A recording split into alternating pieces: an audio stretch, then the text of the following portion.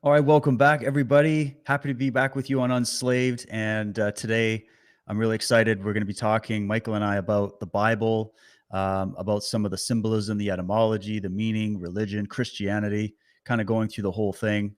So, Michael, this is a subject I've learned so much from you about, and a big thanks to all the amazing people you've pointed me to over the years. And I actually went and looked into a lot of the people you mentioned, and others had mentioned to me, and looking into this subject is it's really near and dear to my heart. So I'm excited to talk to you about this. Yeah, it's great to chat about it. It should be close to everybody's heart. But that's right. This week, you launched a new series, "Children of Light." It's called, but it's really the Bible Decoded. That's a fascinating title. Maybe we could chat about that because a lot Yeah. of people, So it'd be interesting to get the premise of that because we see rising numbers of people right now going to church, but we know that that will again fall away as time goes by, which is the general pattern of how things happen. But during the time that people are going back to religion, there's going to be positive and negative reactions, isn't there? Some people are going to find a home. They're going to say, wow, I should have been doing this before. Theology, it's interesting as a subject, like we would probably think of it as. But then there's going to be others going, oh, this guy, in my church, he's an idiot.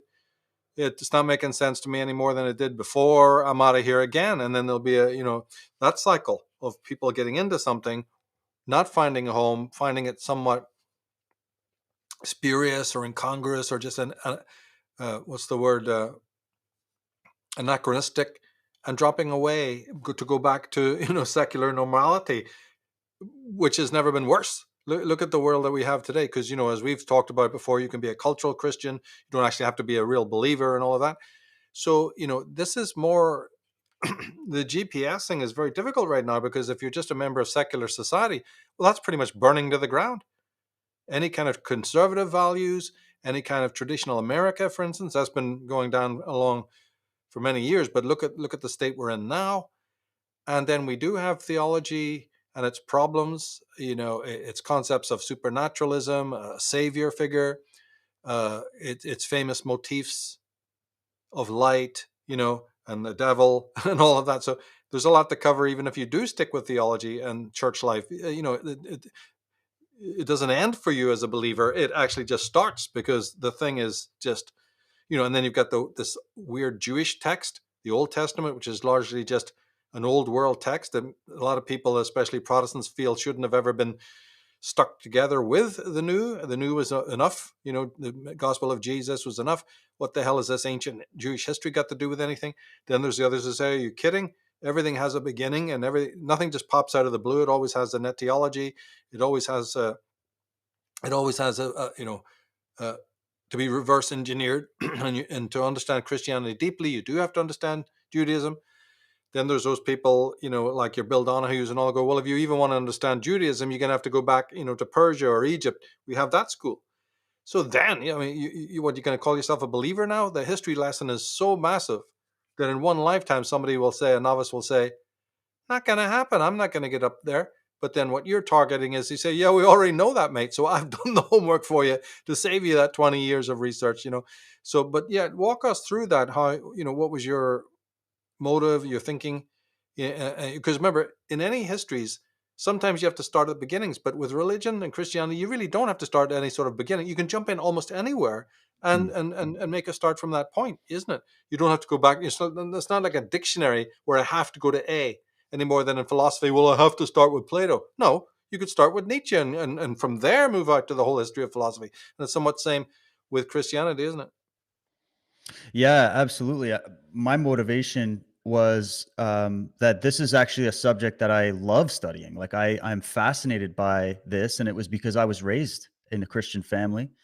I've spoken about that before on the show, and so I always had. It was actually that question about the contradictions I saw as a kid when I would go. My parents would do a lot of church hopping, right? They would go to one church for a while, get fed up with it, drama would happen or whatever, or turn out the pastor was a crackhead or something, and they'd move on to another one. And so I got, as a kid, I'm just getting pulled into all these churches and having all this stuff put into my head, and I was always wondering, like, why is there contradictions amongst Christians about the Bible? Like, if the Bible, as I was taught in Sunday school, is the holy, immaculate word of God, that is to be taken line by line, exactly as it's written in the King James, then why are there different translations of the Bible? Why are there different sects and denominations of Christianity? So that's where my curiosity started. And then obviously all the guilt and hellfire and damnation. I talk about this in the introduction to the series, that I had an experience as a kid, where at the church, it was just popular in the 80s. There was this theatrical production going around called Heaven's Gates and Hell's Flames. And it was basically a massive scare tactic to frighten people into Christianity. Like, the whole thing was like watching a horror movie, because it was about, well, this is what happens to the sinners when they go to hell, and they actually they make the big hell scene and the devil, and it's terrified the bejesus out of me. And I went, this can't be like the punishment from God, if you just simply don't understand something or whatever. So those are the experiences that led me into researching comparative religion. I picked up a copy of the Tao Te Ching as a kid. I went into like a chapters or something as a kid, and I was like, I want to see what some of these other guys think. And then I found people like Joseph Campbell and others. And then I stumbled later into the atheist camp of getting into Christopher Hitchens, Dawkins, Sam Harris. Sam Harris had written a book called The End of Faith, and he made some good arguments in there. And yet I still felt empty at the end of that. I felt like these guys had great critiques of religion, but I felt empty with their doctrine of scientism, of like, oh, it's just, there's no soul, there's none of that stuff, it's all just matter. So then I found I'd come across a video of Jordan Maxwell years ago, who was speaking about religion in a totally different way. And then it was him that actually recommended your work. And I went, oh, who's this guy? I found all that. And then Alan Watts and Krishnamurti and all those people came out. So that's the backdrop. And then what made me do this series was, I've had many conversations over the years with my brother and other people in my family and friend circles who are fundamentalist Christians, good people, smart people. And he's actually a minister. He preaches at a church out in Nova Scotia. And so we would always have these little fun debates back and forth about it over the years.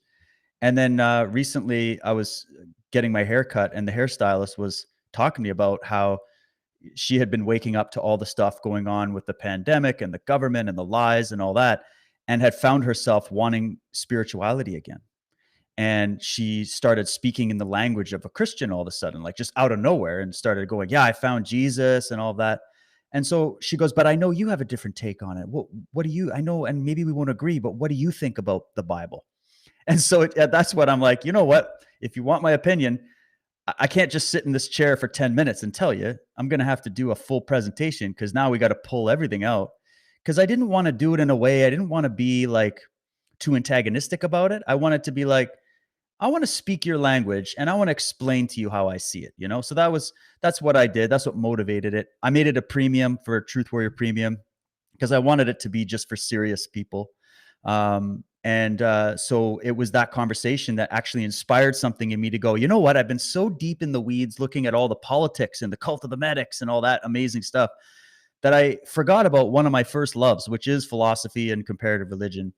And when I went and started digging up the books that I have, because my wife recently helped me get my library intact, so I have access to everything, I just started pulling all these great books off the shelf and going, holy, there's a time for this. Because on another sense, we're also having a conversation about the destruction of Western civilization happening, and how there's a movement in the patriot freedom fighter community to go back to Christianity again, because we see the threat from other groups, other ideologies. We see all this trans stuff everywhere. And like, so when we're seeing all this devilry, people go, well, let's go back to God. Right. And I went, okay, so if we're going to have a cultural Christianity, or a return to Christianity in an attempt to save Western civilization, can we get back to what Christianity really is, where it really originated, and talk about a sort of esoteric Christianity?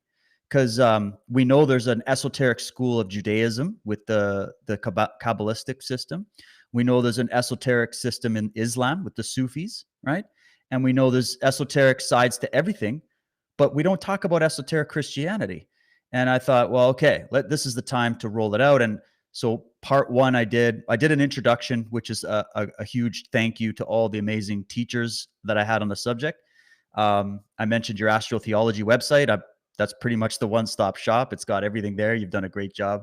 And then I got all the other guys, Manly Palmer Hall, Swallow Delubich, all these guys, and Bill Donahue, right? And then the part one, I called it Children of Light, because there's a lot of dialogue about light and dark, and we got to be on the side of the light.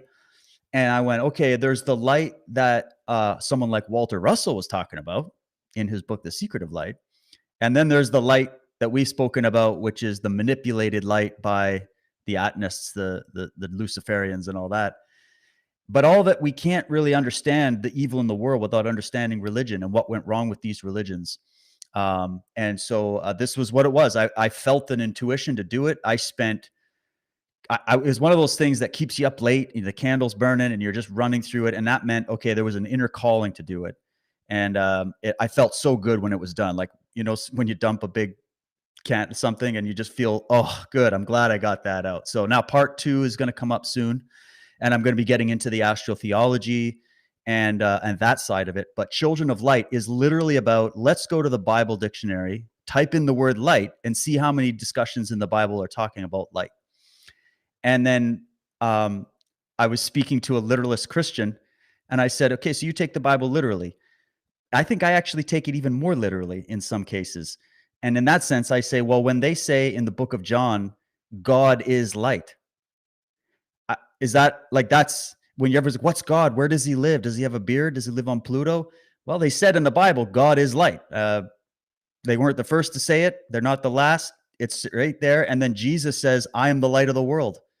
And then he later says, ye are the light of the world. So everybody's light now. God is light. Jesus is light. You are light. It's all right there. And I don't know why they didn't take that part of it literally, because all we got to do is go look into what science is saying about photon and the source field and uh, morphinogenic and all that, and getting into it and going, oh, we're actually discovering that everything is light. So, and that's when I also saw you had brought up Goethe's theory about light, which changed everything about color. And I brought that in. And so it's a discussion about light and the fact that these ancient texts, it didn't get written 2000 years ago. It got butchered at the Council of Nicaea. Much got left out, but there's still remnants in there from the old archive that Rumi was talking about, where he's saying it used to be one great canon of knowledge. Once upon a time, truth was like a mirror, and then it shattered and everybody grabbed a piece and they thought they found the truth. Well, then that means there is remnants that we as investigators can go in and say, here's some remnants from the original teachings, from the lost canon. And maybe we can put this back together, and maybe all this division and war and all that was done on purpose to keep it separate. But it used to be a whole truth, a whole knowledge about real applicable science, not some spiritual dimensions and all that shit. Real, what really is what we call God. What is this thing? What is Jesus really symbolizing in the mythological? Forget about the historical figures, just the myth. And then what does that have relevance and meaning for who we are now?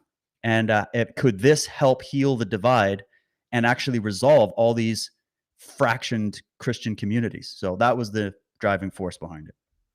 Yeah, makes sense. Think of the Christian art that shows nothing but light all around God, and Jesus. The Masons talking about lost light. They seem to believe in it. Yeah. In my article, Light Magic Masonry, I make that point that you may know nothing about it, but somebody above you damn well does. And these Albert Pikes, then you have these obelisks that are meant to be dedicated to light all over the ancient world, and pyramids and pyramidons, the capstones, mythology surrounding that. And like I said, the iconography. Oh, and then just coming right back down to physical facts, light doesn't evolve. The light that we had in the time of the pharaohs looks probably the same kind of light we had today, right? If it was sunlight, or even concepts of light. So light in a world of change, in a universe that's meant to be the absolute fact is change. Yes, postmodernists, I know you don't like to talk about absolutes, but there's a couple you've missed. One of them is change. That's an absolute. But in a world of absolute, the one thing that is neither